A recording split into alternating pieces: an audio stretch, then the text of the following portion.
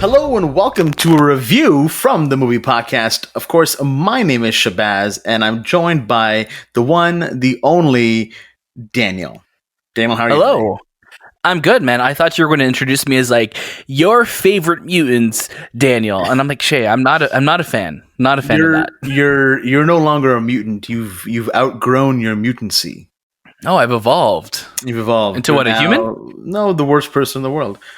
Oh wow, didn't take too long. But what are we reviewing today, Daniel? What tell our audiences what they want today? Somehow we are reviewing and discussing our thoughts on The New Mutants. Yes, wow. The New Mutants, the movie that was supposed to come out in April 2018, but got a million new release dates, and now we are here, August 28th, 2020, talking about it. We're finally here. We've made it. We've made it. This is how you know 2020 is its own thing now when The New Mutants has come out. But I'll tell you though, in a year where we're always expecting the worst, yeah, this movie was not that. No. So let's talk about it. So, what's The New Mutants about, Daniel? So, The New Mutants is a film by Josh Boone. And it centers around a character named Danny, who this movie opens up with I guess they released the the first 5 minutes online. Basically opens up with an attack on a village. Danny is then sent to this hospital facility / almost like Arkham Asylum type place to have a doctor kind of help her come into her own with her powers. Now, it's kind of alluded to a lot throughout this film that her superior is going to be the X-Men or Professor Xavier. And as long as you do your routine and try and be healthy and be honest, then you're going to eventually become an X-Men. That's kind of like the underlying promise here. But there's a ragtag Breakfast Club bunch of other patients in this hospital that all have their own unique abilities. And this movie's kind of just, I would say, like not so much a coming of age story, but a coming of mutant story about coming into their own, accepting their powers and dealing with some pretty dark forces. Right. That's the best way I could get into this without giving away any spoilers. No, I think you did a great job there. Thank you. I think the most interesting about this film is, the X-Men universe is a bit of a muddled mess, and that's the last two films. We talk about Apocalypse, we talk about Dark Phoenix. They have all been just really, really bad movies. They've not been enjoyable. Were you gonna say something? I was gonna say, yeah. That was me just kind of like feeling the pain of what you were saying. That wasn't me wanting to interject, but I was feeling the pain. Yeah, so you feel all these bad films that when you're looking forward to another movie in that universe, you kind of look at it and go, okay, really, do I want to get back into this? But what I really enjoyed about this film is that it's a very self-contained story. It's very small, it's very petite, and it doesn't kind of go outside. Do you like the word petite? I don't use it often. Was that a character in this movie? Was that a mutant in this movie? That's actually one of the powers, petite. That's actually just how I'd say the words Pete. I just say petite instead. Interesting. But as the film kind of goes on, like, not to sugarcoat anything here, but like the characters aren't memorable per se, or the movie at the end of the day is not this life-changing experience. But overall, when you're going into it, you're going in, okay, this is gonna not be great, but you walk out going, wow, okay, I had fun. It's funny you mentioned that. I think the accepted opinion right now on this movie is that because it's kind of had this crazy delay and does it exist? Where's it going to go? It's been 2 years since this was supposed to come out. 2 years since that first trailer dropped, or 3 years at this point, maybe.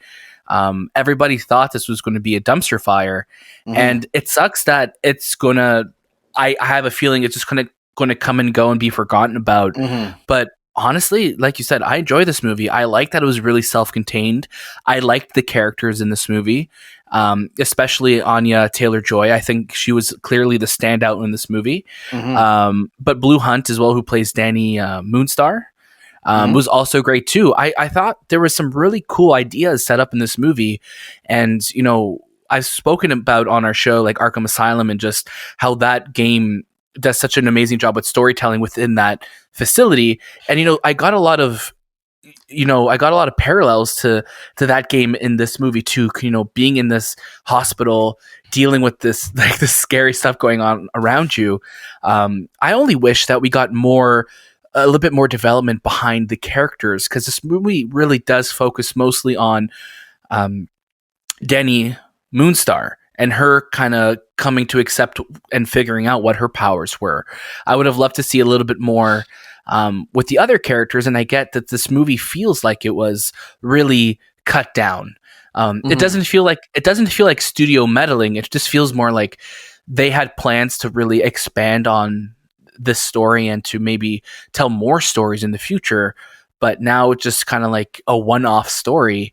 And it's unfortunate because I think there's a lot of good in this movie, and I left pretty pleasantly surprised. Like I said, we went into this movie thinking that it was going to be awful, and it was anything but that. So at the end of the day, at least you can tell that this movie, yes, like you said, Daniel, it was going to be something more, but they cut it all back and they realized, okay, we're just going to make this one movie and that's it. But it didn't feel like studio interference, like you said. It just felt like Josh Boone wanted to tell a story. And this is, he's coming off of The Fault in Our Stars, not an effects-driven, high-budget film. It's a very not at all, cute and petite story as well. Petite, there's petite again. Petite, I just wanted to throw that out there one more time. So at the end of the day, when you walk out of this film, I enjoyed it for what it was.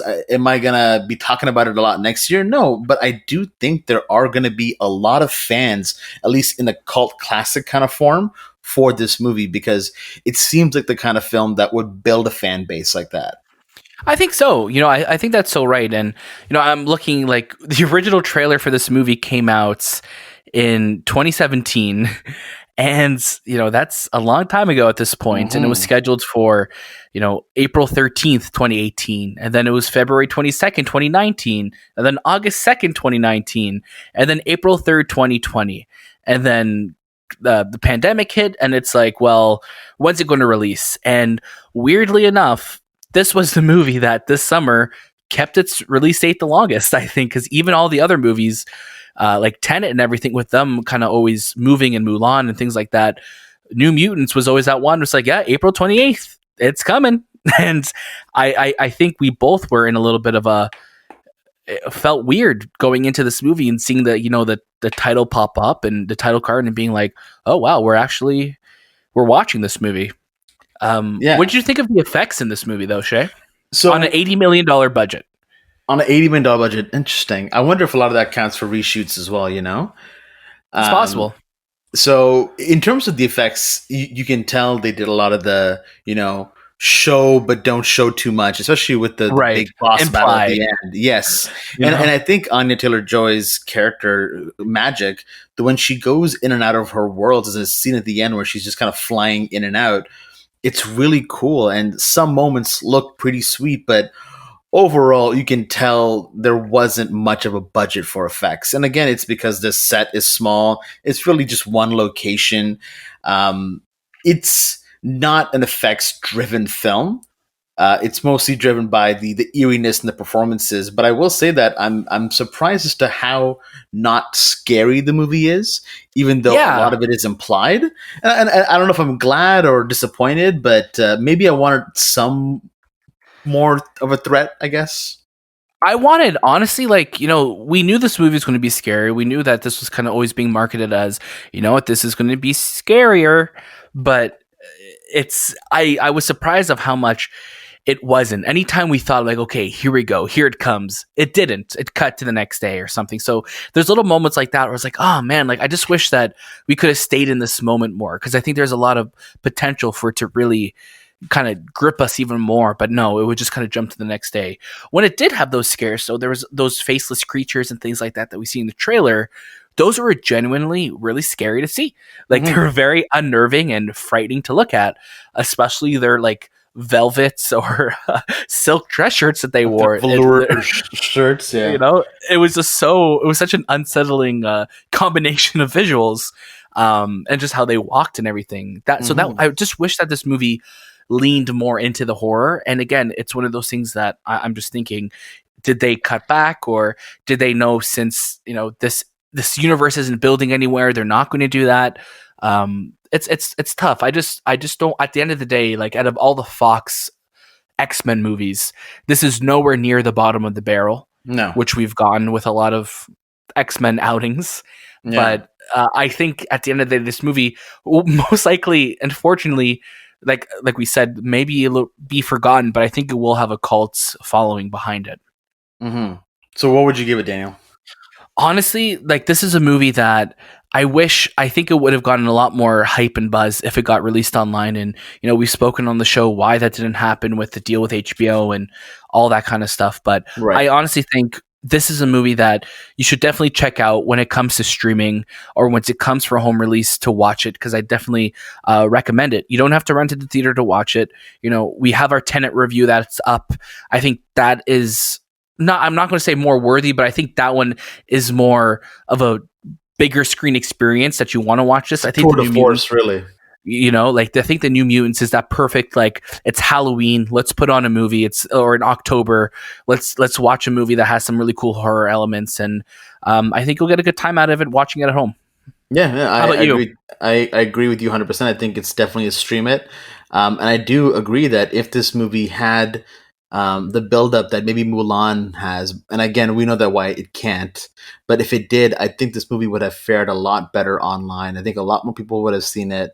And I truly hope people do go see it, because again, there is some enjoyment out of it, but just don't go in expecting this over the top X-Men superhero action film. It's a small story, it's a very contained story, and it's, as one man once said, it's petite. Yeah, that's exactly it. I think that's the best way we could leave this review on. It's petite. Yeah. So again, guys, that was our review for the New Mutants. We also have a review for Tenet that's up. So please write in and let us know if you're going to go to the theaters this week, and if you live in an area where theaters are open, let us know. We would love to hear. Our new episode will be dropping on a Monday, so please give that a listen as well. And also, please follow us on Twitter at the Movie Podcast. So we're lucky that we now have that handle on Twitter. Definitely follow us there, because we're going to be tweeting any news, reviews, any new content that we're making. Twitter will see it. So that's definitely where you're going to want to follow us. Thanks for listening.